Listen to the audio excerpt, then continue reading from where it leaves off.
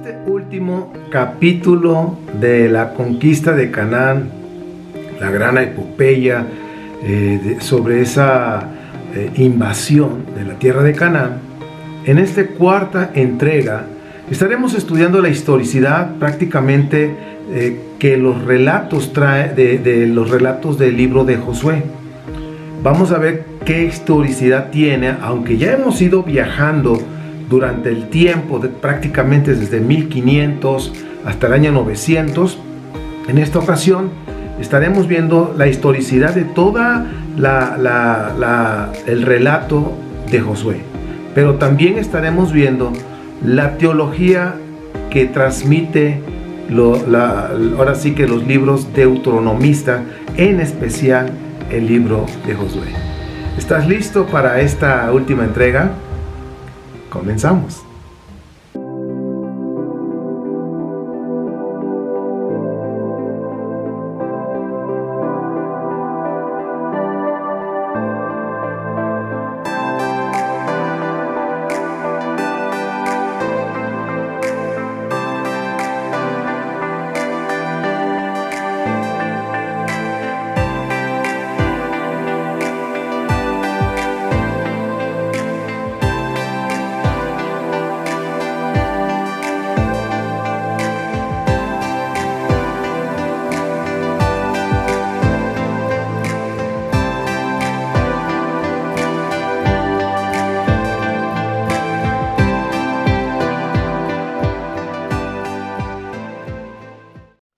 Ha sido una gran aventura estudiar juntos lo que es la conquista de Canaán.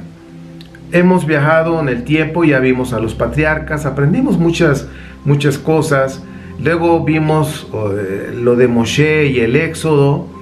Y ahora estamos por terminar la última parte de lo que es la conquista de Canaán.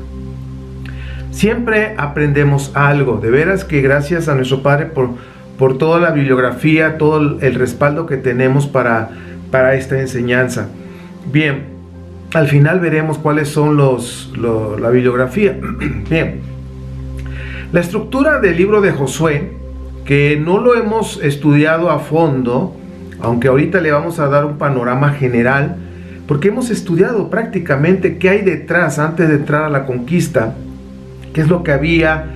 Ya vimos realmente cómo se formaron las tribus, ese compañerismo, cada tribu, las 4 primeras, las 3, y luego se hicieron las 10, en fin. Y pues bueno, también hemos visto que realmente, y que ahora en esta clase lo vamos a comprobar, que realmente no hubo una conexión entre las dos tribus, más bien entre las dos casas o las dos reinos, el del norte y el del sur. Esta situación de que no hubo una relación entre el norte y el sur nos abre un panorama bastante amplio, y que así, ahora sí que vamos a poder ir viendo las doctrinas que se manejan, o la teología que se maneja sobre todo lo que es la cuestión cristiana, la mesiánica, los conocidos judíos mesiánicos o los mesiánicos actuales. ¿Ok? La estructura de la historia de Josué y todo lo que contiene ese libro, pues tenemos una introducción, pues prácticamente es el discurso a Josué, el de Josué también con el pueblo, el capítulo 1. Luego viene la conquista del país, que es del capítulo 2 hasta el 12. Luego viene el reparto del país, cuando ya se reparten todas las tribus, pues vemos del 13 al 21. Y pues ya finalmente es la conclusión de este libro, que viene siendo el discurso de despedida y la muerte de este líder que nos muestra, que se llama Josué, y así se llama el libro, ¿verdad? Josué, el líder Josué, que prácticamente viene siendo el capítulo 22 al 24. De esta manera está comprendido lo que es la conquista. Hemos hablado que cuando hablamos del capítulo 2 al 12, que son las conquistas importantes, lo que es Jericó, Jai, Betel y todos esos lugares que conocemos, pasando ahora sí que del este hacia adentro a Canaán, como hemos visto en el mapa, Pues hemos platicado que son los relatos de la campaña militar que tenía el rey Josías cuando empezó a invadir desde Jerusalén hacia lo que es Jai, Betel, Siquem, todos esos lugares. Bien, toda esta historia que nosotros vamos a estudiar en esta clase, pues el relato de Josué nos muestra la conquista del país con su esfuerzo y poder militar y la manera en que derrotan, que en este caso Canaán viene siendo como un enemigo, derrotan al enemigo. Entonces, prácticamente lo que estamos viendo que Josué es una obra donde Yahvé es la parte principal, nos está mostrando esa parte, porque Yahvé concede la tierra al pueblo israelita. Y esa tierra se las da porque la prometió a sus padres, ¿sí? Ahora sí que a sus antepasados, como nos dice Josué 23:14. Ahora, Yahvé mismo les da la victoria y también derrota a los enemigos que se van cruzando mientras ellos van avanzando, de acuerdo al relato, van avanzando, conquistando la tierra prometida. Entonces, Yahvé les entrega la victoria. La teología del libro de Josué, pues es evidente que está dentro de la teología deuteronomista. Repasemos, ¿cuáles son los libros deuteronomistas? Pues precisamente Deuteronomio, Josué, Reyes, Samuel, Josué, va de nuevo, ya me hice yo, pero con los reyes, Deuteronomio, luego viene Josué, Jueces, luego viene Reyes, Samuel, ¿sí? Entonces estos 5 viene siendo lo que es la base de los libros deuteronomistas. Bien, yo creo que a estas alturas ya lo tienes aprendido. ¿Cuáles son los libros deuteronomistas? Bien, esta teología que hemos estudiado, en gran parte hemos visto de manera general cuál es su visión. Hoy vamos a ver un poquito más. Pues nos habla 5 puntos, que es la importancia de la ley. Fíjense cómo en Josué dan continuidad a lo que es la ley, la Torá, la fidelidad de Dios, la tierra, la unidad del pueblo y la guerra santa. Vamos a repasar todos estos de una manera sencilla, pero no porque sea sencilla no vamos a comprenderlo. Lo hacemos sencillo para que comprendamos mejor lo que nos está transmitiendo o que el redactor o redactores del libro de Josué nos quisieron transmitir. La importancia del libro de la ley como primer punto en el área teológica, pues vemos que la ley tal como aparece en Deuteronomio es el referente que da sentido a toda la obra. Es decir, toda la obra de Josué está basada y está enfocada a que no pierdas de vista la ley y la ley y la ley, y vas a meditar de día y de noche en la ley, en fin, lo tienen muy marcado. El libro de Josué se le menciona momentos culminantes y está exhortando el cumplimiento de esa ley para poder obtener los beneficios de Dios. De hecho, al final, ya en el ocaso de la vida de Josué, vemos cómo remarca que no olviden que es importante la obediencia de la Torá, de las leyes, y que de ahí va a estar dependiendo su victoria. Vamos a mencionar unos versículos. Josué 1, 7, 8. Josué 8, 34, 35, bueno, todos son de Josué. 22, 5, luego 23, 6 y luego 24, 26. Todos estos capítulos nos hablan precisamente cómo están enfocándose ahora sí que la importancia, le dan un realce a la importancia de lo que es la Torá o la ley, la obediencia, eso va a traer beneficios, va a traer, pues vamos a decir, la victoria que necesita el pueblo. Vamos a ver el segundo punto, la fidelidad de Dios. Esta obra deuteronomista es terminada después del exilio. Recuerden que todos los libros deuteronomistas llevaron un proceso y ya fueron terminadas, ya prácticamente un poquito después del exilio. Y pues para mostrar que Yahvé cumple con el castigo del pueblo ante la desobediencia de la ley, pero también ven que la victoria, o le da la victoria a su pueblo, si el pueblo, si las 12 tribus obedecen los lineamientos de la Torá, y así de esa manera va a enviar la victoria al pueblo, y así van a derrotar a los enemigos. Entonces estamos viendo que la fidelidad, el mensaje teológico que maneja Josué es fidelidad. Sé fiel a Dios y vas a tener beneficios, vas a tener victoria, vas a poder derrotar a tus enemigos. Si tú no eres fiel a Dios, no tienes victoria y el enemigo te derrota a ti. Entonces, por eso vemos ahí casos en la escritura misma de Josué, un caso y sobre todo el de Jai, cómo fueron revolcados. Supuestamente era un pueblo más pequeño, era un lugar más pequeño, y después de una gran victoria de Jericó, un pueblo pequeño los aplastó prácticamente, los derrotó, los corretearon, en fin. Entonces el autor de Deuteronomista confirma el resultado de la obediencia con esa rápida conquista del país, pero también indica que las derrotas son debidas a la desobediencia. Es decir, Josué nos está diciendo: mira, vamos a ir conquistando rápidamente este país si nosotros nos mantenemos fieles. Ahora, la clase pasada yo les decía y les mostraba el mapa. O sea, si vemos el mapa, pues no era pues un pedazo de tierra y ahora le vamos a... No, era un territorio amplio que se iba a conquistar y no iban a estar esperando los cananeos así, pues vamos a esperar que nos vengan a sacar y pues ya nos vamos. O sea, estamos hablando de que tenía que haber resistencia, si es como el relato lo muestra, y pues no iba a ser tan rápido como nos los están enseñando. Ahora, por tomar lo que le pertenece a Dios, cuando hablamos del anatema, vemos ahí el caso de Josué 7, 11 al 12. Les decía hace un momento, la ira de Dios se enciende contra los israelitas y son derrotados por los habitantes de Ai, de Jai o de Ai, y pues por una desobediencia, porque uno tomó lo que le pertenece a Dios. Y aquí está dando un mensaje: si tú tomas lo que le pertenece a Dios, viene como una especie de maldición, viene una derrota, precisamente una derrota fea como la que tuvieran con los de Ai. Entonces, estamos ya visualizando que el mensaje de la fidelidad a Dios es relevante para la victoria. El mensaje de la fidelidad a Dios es importante para que nos vaya bien en las áreas de nuestra vida. Ahora, este mensaje teológico es importante que debemos considerar porque es una gran verdad.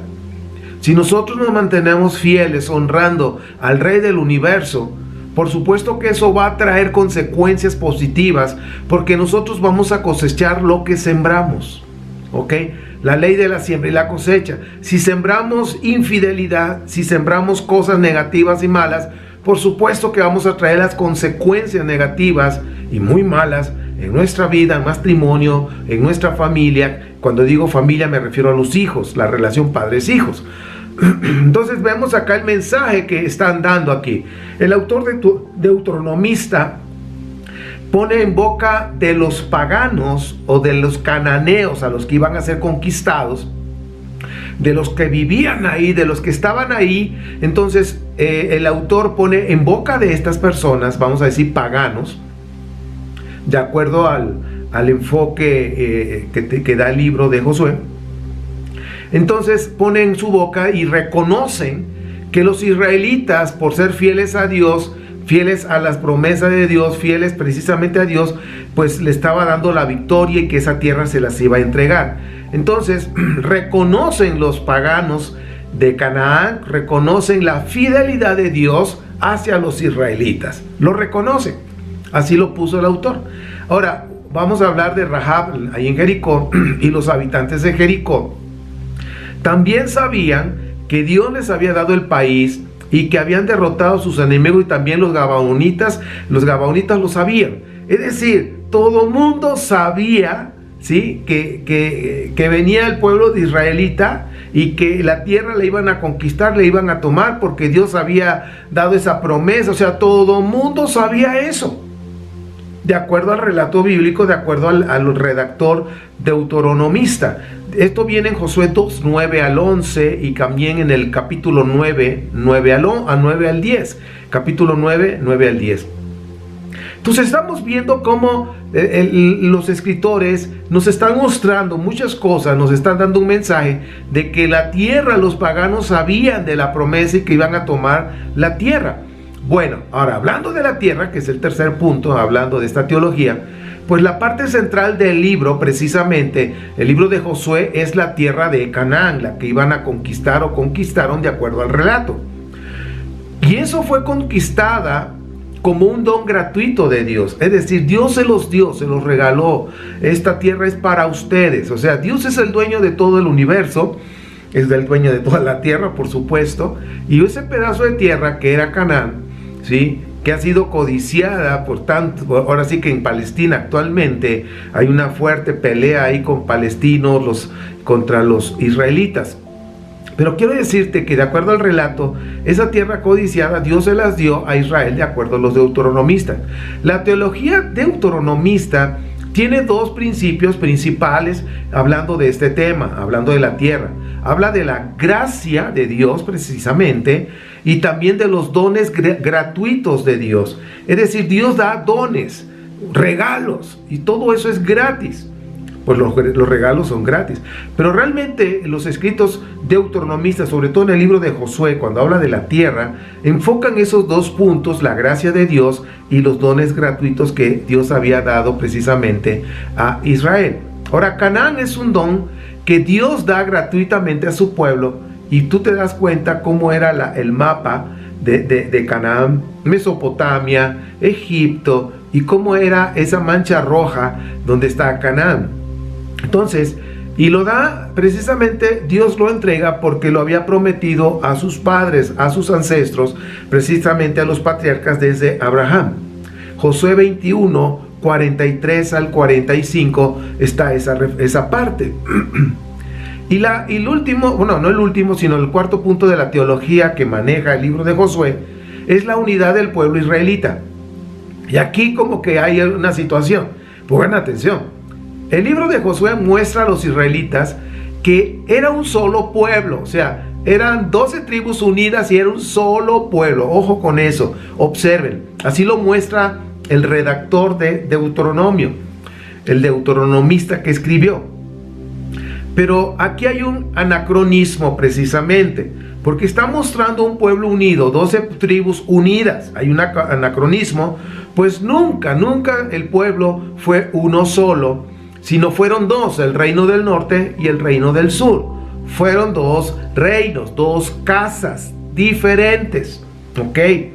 Aunque había un anhelo, los del sur anhelaban precisamente estar unidos, porque en la tierra del norte había abundancia de ríos, vegetación para el pastoreo de animales, en fin. Era una tierra privilegiada y pues de alguna manera la deseaban. Y Judá, como hemos platicado otras veces, pues es desértico, aún así pues pastorean, pero no tanto como lo que tiene el reino del norte.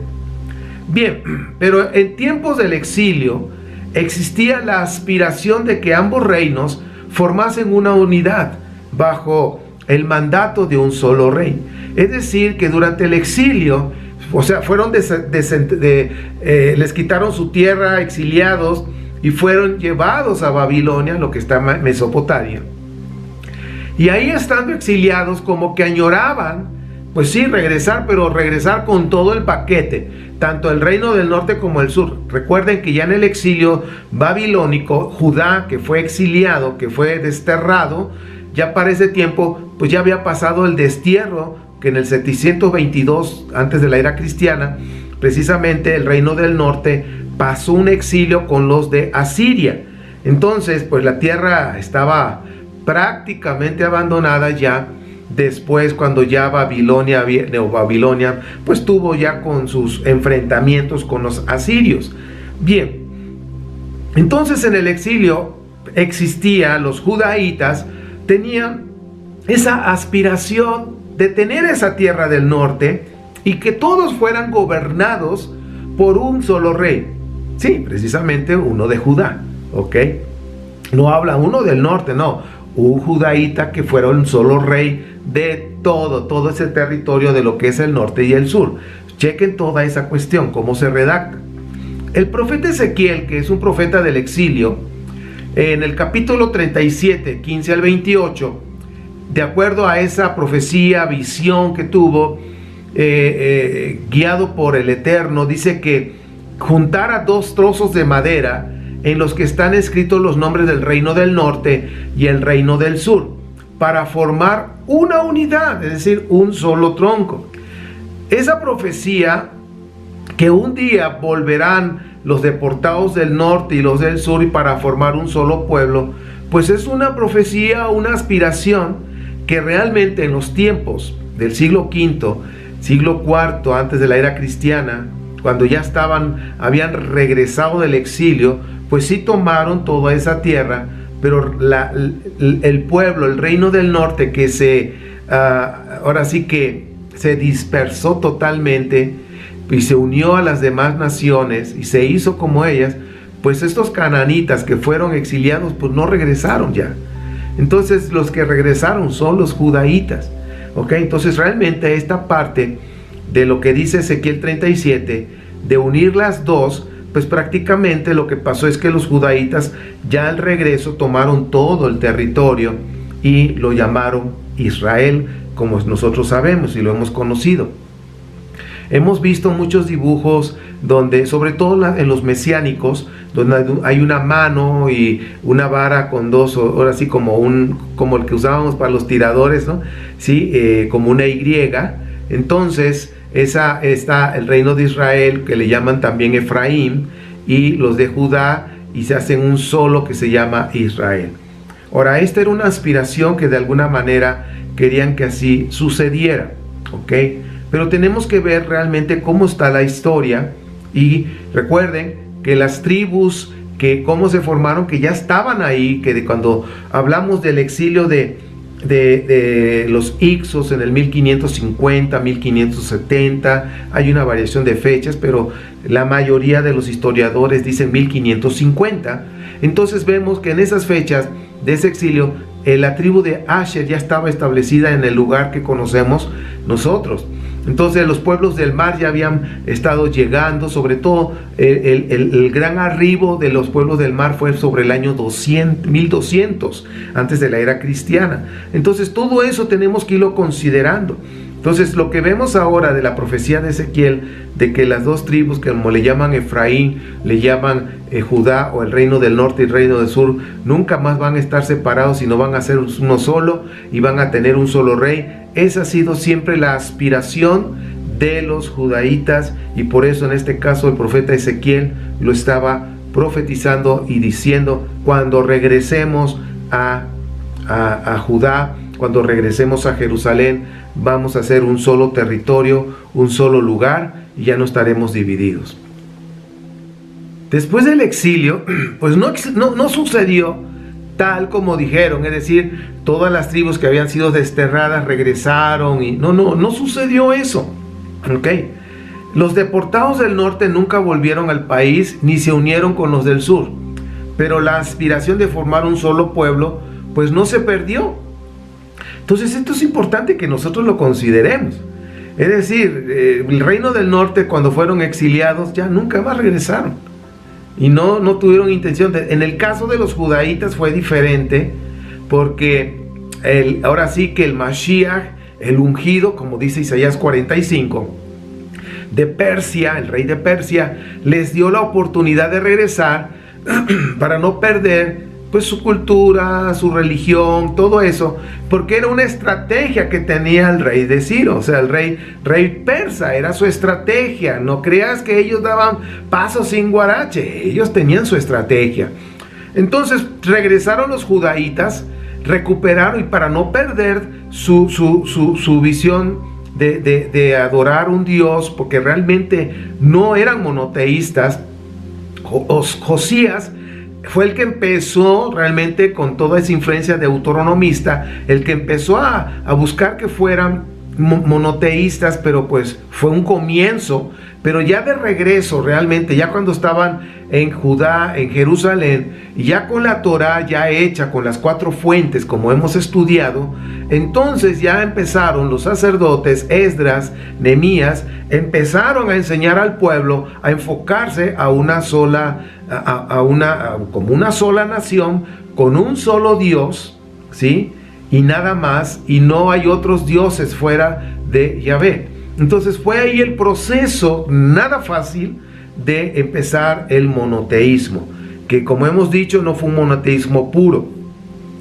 Como no ocurrió la unidad del pueblo después del exilio, el autor deuteronomista proyecta ese deseo hacia el pasado y lo presenta como una realidad.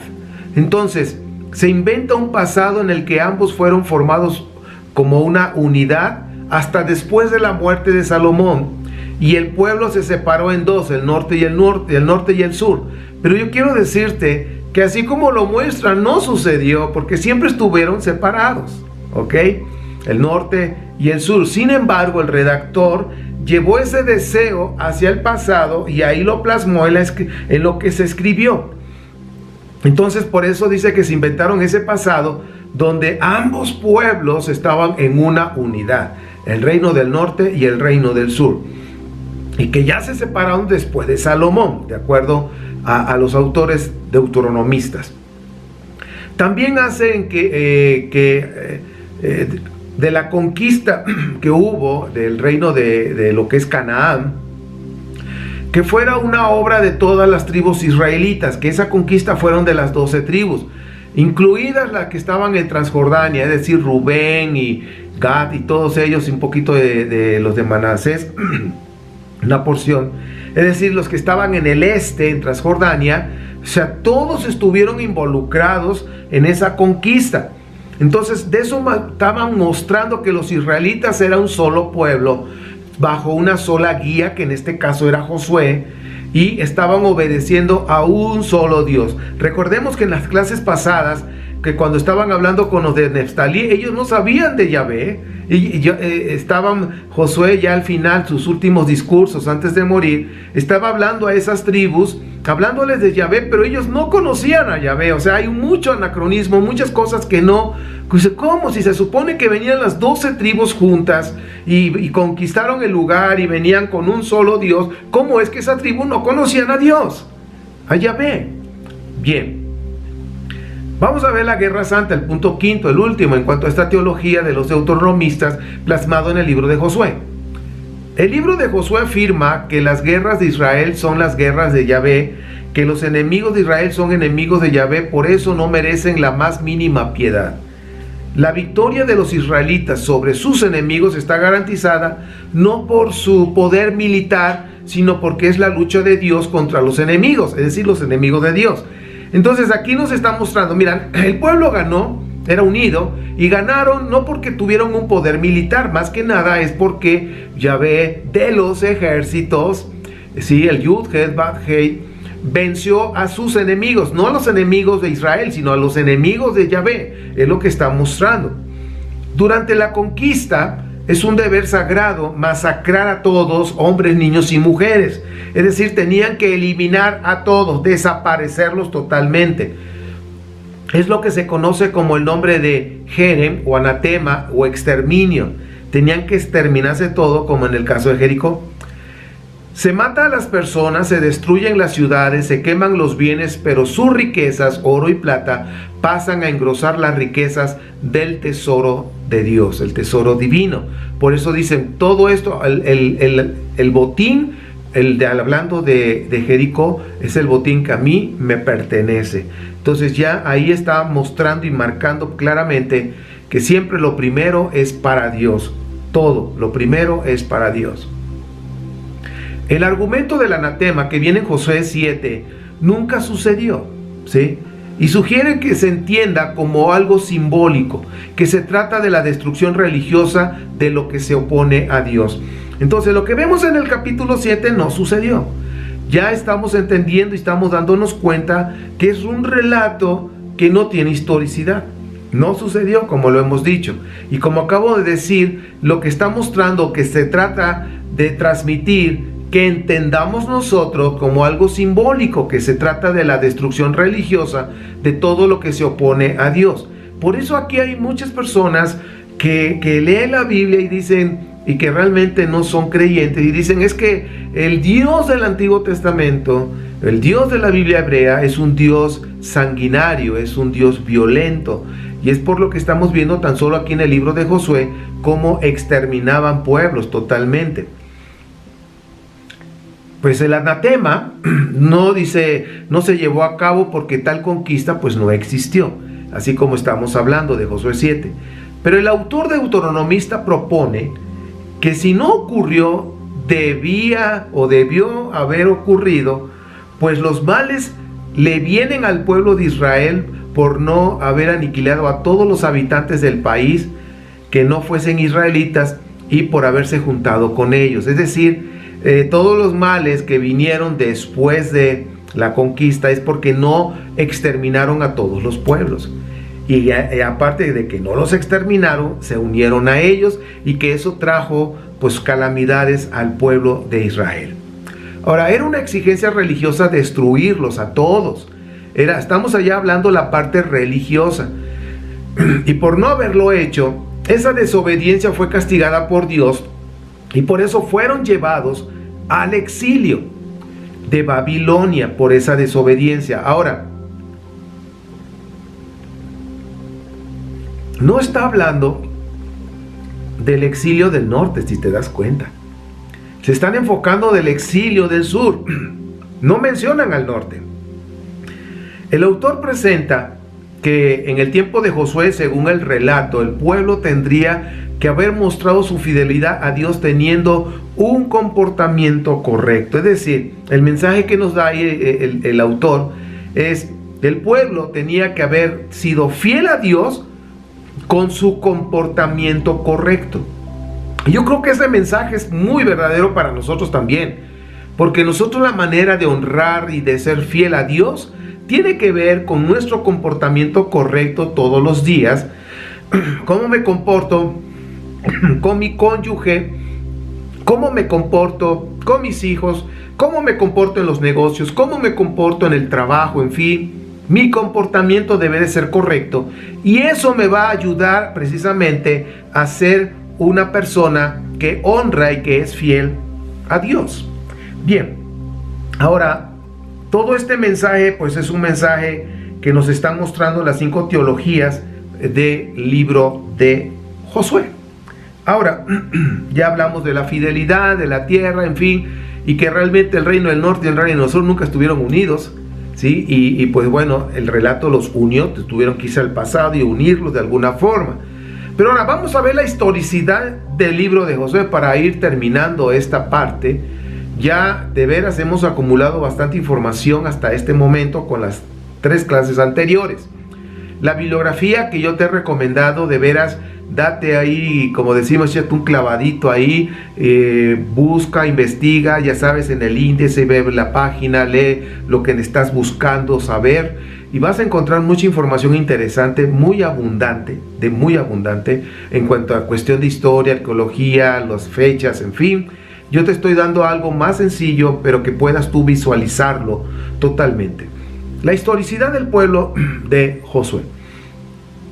El asentamiento israelita en Canaán data más o menos en el comienzo de la Edad de Hierro, como estábamos hablando en la clase pasada, entre los años 1220 y 1200 antes de la era cristiana, según el relato del libro de Jueces y Josué, o Josué y Jueces, que primero, de acuerdo a cómo están acomodados, es Josué y luego viene Jueces, que Jueces habla de ese asentamiento de las tribus. El relato bíblico habla de una rápida conquista del país bajo el liderazgo de Josué. Reparte la tierra entre las diferentes tribus y después de su muerte la situación empeora considerablemente. Si nosotros vemos, se mantienen fieles porque Josué como líder tiene una influencia en el pueblo para que se mantengan fiel a Dios, en fin. Pero ya después de la muerte, vemos desde el capítulo 1 de Jueces, capítulo 2, que dice que ya después las generaciones después de ellos ya no conocían de Yahvé, ya no conocían de las proezas que había hecho, ya no sabían nada de lo que había pasado. Entonces, de acuerdo a esto, bueno, no sabían nada porque no había pasado, y de acuerdo al mensaje nos estaba diciendo es que no sabían nada porque pues ya no dieron continuidad de ser fiel a Dios, y por eso tuvieron que caer en un esclavitud y bajo un yugo y todo eso por la desobediencia y por adorar otros dioses. Es decir, que con Josué todavía había monoteísmo. pero ya después cayeron en un politeísmo. De hecho, vemos ahí un capítulo, sobre todo cuando hablan de Moisés, de Moshe el sacerdote, y cómo su nieto, todavía siendo en la tribu de Dan, era un sacerdote politeísta. ¿Pero por qué era politeísta? Porque el abuelo también lo era, de acuerdo al relato de Jueces, perdón. Entonces, todo esto fue peor, cada vez empeoró, y fue porque dejaron de adorar a un solo Dios. Entonces, el relato bíblico del libro de Josué existen notables contradicciones, y yo creo que eso pues nos va a dar más amplitud en cuanto a la historicidad. Por un lado, la mayoría de los datos de Josué del 1 al 12 y luego del 14 al 19 hablan de rápidas victorias que tuvo Josué, y las tribus unidas israelitas conquistan el país. Es decir, fue de una manera, un relámpago, fue rapidísimo. Yo no dudo de la inteligencia, pero dice, fue rápido. Pero hay argumentos, hay teorías, hay tesis al respecto que muestran que realmente eso no sucedió así. Y luego dice que la entrega de la heredad de cada una de las tribus según el reparto llevado a cabo en el Gilgal y el Shiloh, pues también todo eso dice, bueno, ¿cómo sucedió? ¿Cómo fue? Entonces vemos ahí que el relato hay ciertas contradicciones. A veces nosotros lo leemos y pues no nos damos cuenta precisamente por lo que estamos leyendo, y digo, bueno, pues así ha de ser. Ahora, hay un enfoque muy distinto entre Jueces capítulo 1 y los paralelos de Josué capítulo 15, 13 al 19 y luego el 63. Y luego capítulo 16, 10, luego el 17, 11, capítulo 17, 11 al 13, y luego capítulo 19, 47. Tienen enfoques diferentes en los relatos que hay ahí, y luego cómo comienza Josué 1, Jueces 1. Nos muestra precisamente lo que estamos hablando, que cada tribu individualmente consiguieron el territorio para asentarse, o sea, de manera individual. No está hablando de un grupo, sino que fue de manera individual. Ahora, la duración de esta conquista va más allá de la muerte de Josué, y no se consigue un éxito completo, pues son muchos los puntos del país que quedan bajo el dominio cananeo. Entonces estamos viendo cómo hay ciertas cosas que no empatan, que no se sincronizan, como que, bueno, ¿cómo está? Dicen una cosa y acá es otra, en fin. Entonces la duración precisamente de la conquista de Canaán va más allá todavía de la muerte de Josué. Se supone que ya con Josué ya se habían repartido. No, va más allá de la muerte de Josué, la conquista. Entonces ahí está una situación que debemos observar. Quiero leerte algo que el arqueólogo israelí Finkelstein de la Universidad de Tel Aviv dice de esta manera. Bien. Dice, muchos de los lugares que se han podido identificar con un grado notable de seguridad con los mencionados en el libro de Josué no presentan ningún resto del bronce reciente. En regiones densamente pobladas por los cananeos y que supuestamente fueron conquistadas, no hay evidencia de asentamiento israelita antes del siglo X, antes de la era cristiana.